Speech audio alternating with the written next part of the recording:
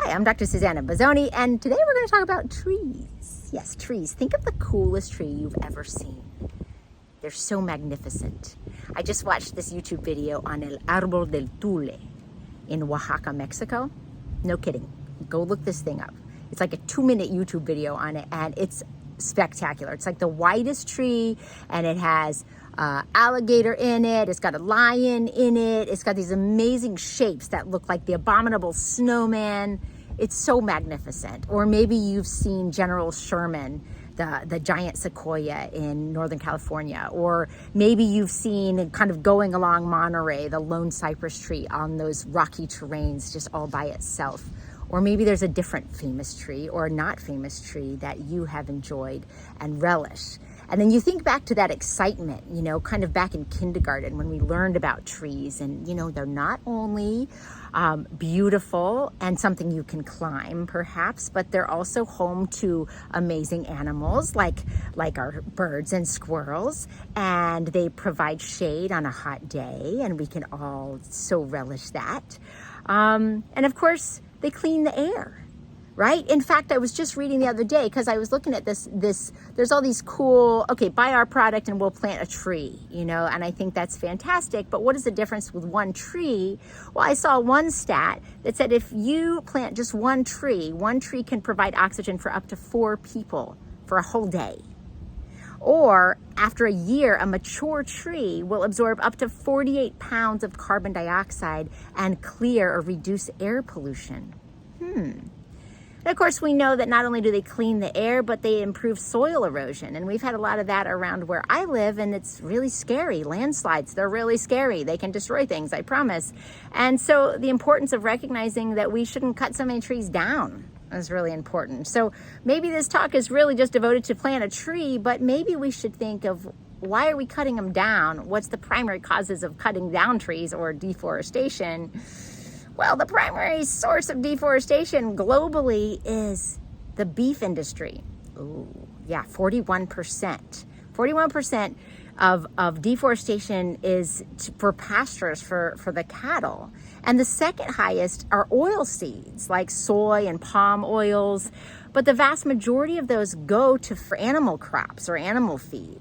Right? But there is certainly some that goes to oils that we don't want to consume that are in the processed food industry.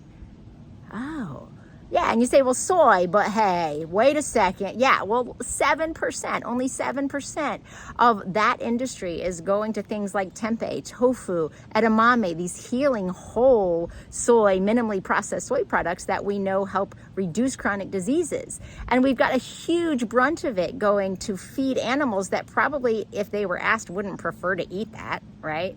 And especially the forms that it's coming in. And then also these oils that are part of the processed food industry. So if you look at every nutritional guideline in the world, because, this whole environmental thing, that's not my jam. I'm not an expert on that. I'm not claiming to be an expert on that. But it's interesting as I'm pondering trees and thinking, how can we get more trees? Well, that's one easy way to do it. And we can also, in the meantime, improve what we put on our plate, which is my jam, to improve and reduce chronic diseases.